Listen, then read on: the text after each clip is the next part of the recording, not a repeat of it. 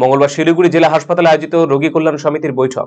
এদিন জেলা হাসপাতালে ডিএনবি সেমিনার হলে রোগী কল্যাণ সমিতির বৈঠক অনুষ্ঠিত হয়। বৈঠকে উপস্থিত ছিলেন রোগী কল্যাণ সমিতির চেয়ারম্যান গৌতম দেব, শিলিগুড়ি জেলা হাসপাতাল সুপার, শিলিগুড়ি এসডিও এবং সিএমএইচ সহ রোগী কল্যাণ সমিতির নতুন কমিটির সদস্যরা। শিলিগুড়ি জেলা হাসপাতালে একাধিক নতুন বিভাগ এবং নতুন সংযুক্তিকরণ এবং আধুনিকীকরণ বিষয়ে আলোচনা করা হয়। এছাড়াও ইনডোরের সমস্ত রোগীদের জন্য পোর্টালের সুবিধা চালু করা হয়। এদিন এর আগের মিটিংয়ে যে রেজলিউশনগুলো ছিল সেগুলো আমরা মোটামুটি কার্যকরী করেছি, সেগুলো নিয়ে আলোচনা হলো। আমাদের ডায়ালিসিস ইউনিট 5 বেডের ছিল, সেটা আমরা একসাথে 10 জন মানে +5 আমাদের ডায়ালিসিস ইউনিটটা হচ্ছে।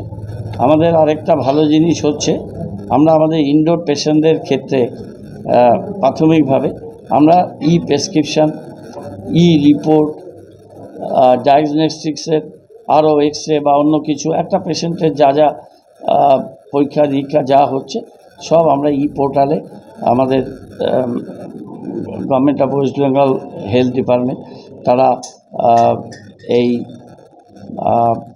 পোর্টালের অ্যারেঞ্জমেন্ট করেছেন। সেটা আমাদের এখানে ল্যান্ড কানেকশন আমরা নিয়েছি। আগামীকাল থেকে আমরা চেষ্টা করছি যে এটাকে চালু করা। আমরা ইনডোরটা দিয়ে প্রথমে শুরু করছি, তারপর আমরা আউটডোরেও এই পোর্টালের সুবিধা আমরা নেব।